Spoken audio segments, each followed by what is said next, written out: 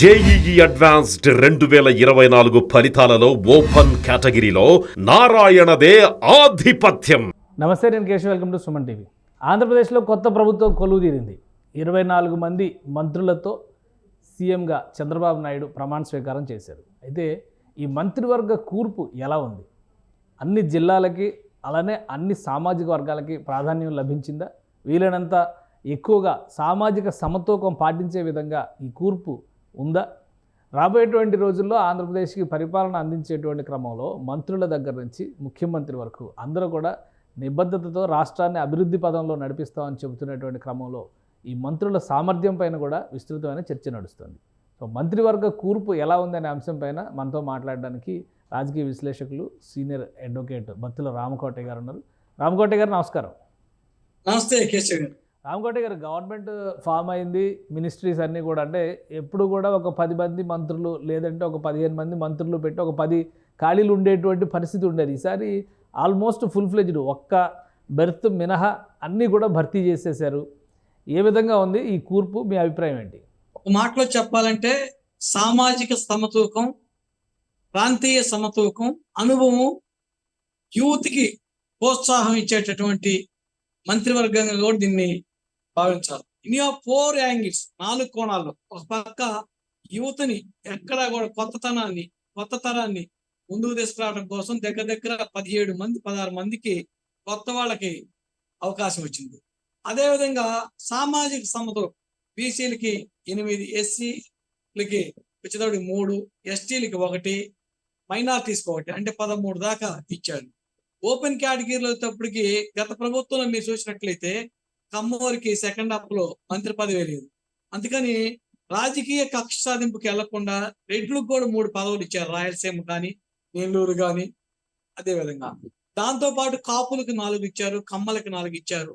బీసీల్లో అన్ని వర్గాలని, అన్ని ప్రాంతాలని, మహిళల్ని, ముఖ్యంగా మహిళల్ని అందరినీ కూడా ఒక వేదిక మీద తెచ్చి రాజ్యాధికారంలో అన్ని వర్గాల యొక్క ప్రాధాన్యత ఇచ్చి రాజ్యాధికారంలో అందరినీ కూడా భాగస్వామ్యం చేసి ఈ యొక్క రాజ్యం అనేది ఒక కులాందో ఒక మతాందో కాదు, అందరిది అని చెప్పి ఒక పక్క లౌకిక భావానికి, మరొక పక్క ప్రాంతీయ సమతూకం పాటిస్తూ సామాజిక న్యాయాన్ని చేస్తూ చంద్రబాబు నాయుడు గారు మంచి మంత్రివర్గాన్ని ఇచ్చారు.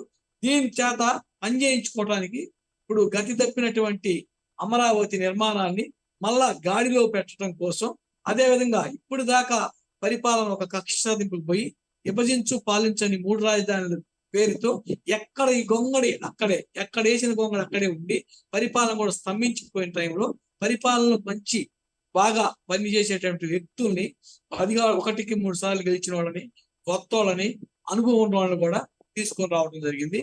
అందుకని ఈ యొక్క టీం ఏదైతే ఉందో చంద్రబాబు నాయుడు టీము చాలా బాగుందనేది నా అభిప్రాయం. ఒకటి ఇక్కడ బలహీన వర్గాలు అంటే బీసీ నుంచి ఎస్సీ, ఎస్టీ, మైనారిటీలు, ఈ కాంబినేషన్లో గత ప్రభుత్వంతో పోలి చూసినప్పుడు తక్కువ మందికి అవకాశం ఇచ్చారు. గత ప్రభుత్వం 17 మందికి అవకాశం ఇస్తే ఇప్పుడు కేవలం 12 మందికే చోటు కల్పించారు. ఇది అగ్రవర్ణాల ప్రభుత్వం అనేటువంటి విమర్శ చేస్తుంది ప్రతిపక్షం. దీన్ని ఎలా చూడాలి? మన భారత రాజ్యాంగం నిర్దేశించినటువంటి నియమ నిబంధనల ప్రకారం కూడా డాక్టర్ బిఆర్ అంబేద్కర్ గారు చెప్పినటువంటి రాజ్యాంగ సూత్రం కూడా 50%, 50-50. ఓపెన్ కేటగిరీలో 50 ఉంటుంది. ఎప్పుడు రిజర్వేషన్స్ లో కూడా మన సుప్రీంకోర్టు గతంలో కూడా 50% ఎక్కడా కూడా మించకుండా రిజర్వేషన్స్ ని రాష్ట్ర ప్రభుత్వాలు స్థానిక సంస్థల్లో పెట్టమని చెప్పిన సందర్భాలు కూడా ఉన్నాయి. అందుకని సుప్రీంకోర్టు యొక్క మార్గదర్శకాలు, రాజ్యాంగ సూత్రాల నిబంధనలకు లోబడి మాత్రం 12 మందిని ఎక్కడా కూడా తగ్గకుండా మైనార్టీస్ తో కలుపుకుంటే 13 మంది, 4/50. అంటే మైనార్టీస్ అటు బీసీలోకి వస్తారు, ఇటు ఓసీలోకి వస్తారు. అందుకని ఎక్కడా కూడా తప్పలా. మీరు అన్నట్టు జగన్మోహన్ రెడ్డి లాస్ట్ టైం 60% ఇచ్చాడు, ఎక్కువ మందికి బీసీలకు ఇచ్చాడు, ఎక్కువ మంది ఎస్సీలకు ఇచ్చాడు. నా ఎస్సీలు, నా బీసీలు, నా ఎస్టీలు అని చెప్పిన మాటలో వాస్తవం లేదు. నేతి బీరకాయలో నెయ్యి లేనట్టు జగన్మోహన్ రెడ్డి యొక్క సామాజిక న్యాయంలో సామాజిక న్యాయం అనేది లేదు.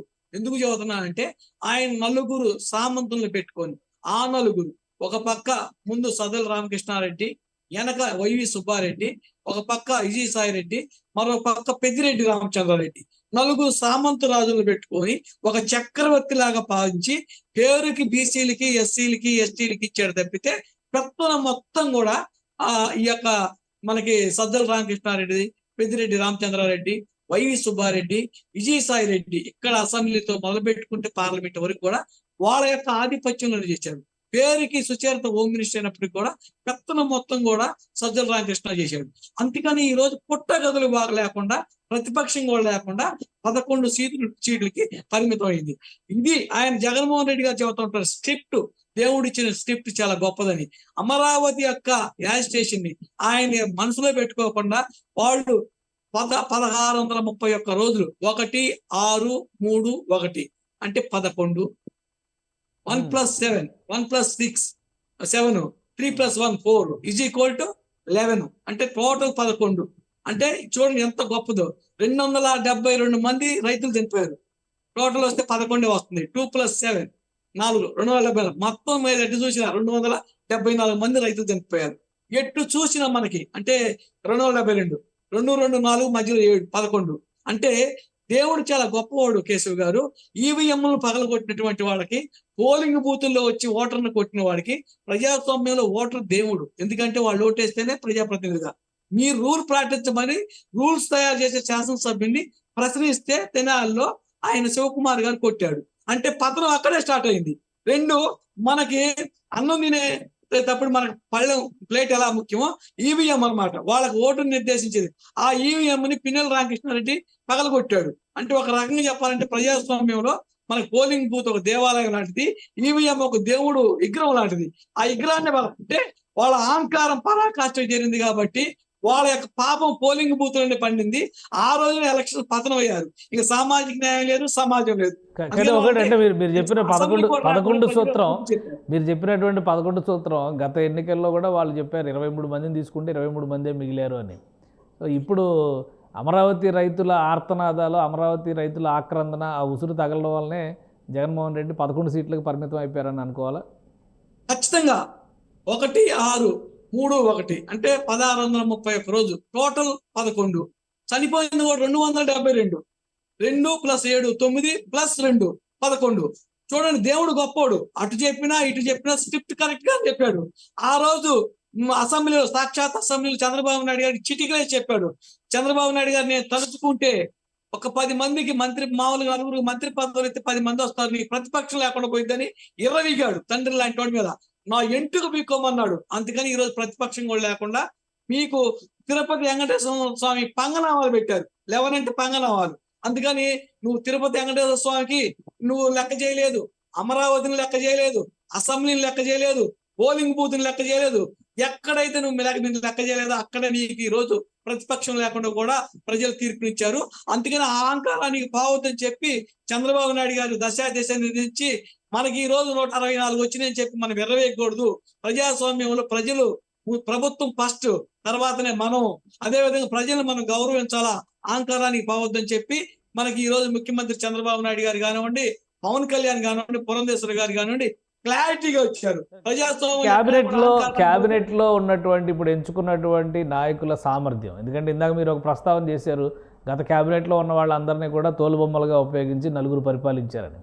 సో ఈ క్యాబినెట్లో ఉన్నటువంటి వాళ్ళ సామర్థ్యం విషయంలో ప్రజలు ఎంతవరకు నమ్మొచ్చు? అంటే వీళ్ళందరూ సామర్థ్యం, ఎందుకంటే 17 మంది 18 మంది ఫస్ట్ టైం మినిస్టర్స్, ఆల్రెడీ అనుభవజ్ఞులైన వాళ్ళు చాలామంది ఉన్నప్పటికీ కూడా వాళ్ళందరినీ పక్కన పెట్టి ఇప్పుడు సీనియర్ల అసంతృప్తి అది ఇది అని చెప్పని ప్రచారం జరుగుతుంది. సరే, అసంతృప్తి ఉందా లేదా అది తర్వాత, కానీ సీనియారిటీని కూడా పక్కన పెట్టి కొత్త వాళ్ళతో చేస్తున్నటువంటి ఈ ప్రయోగం పైన మీ అభిప్రాయం ఏంటి?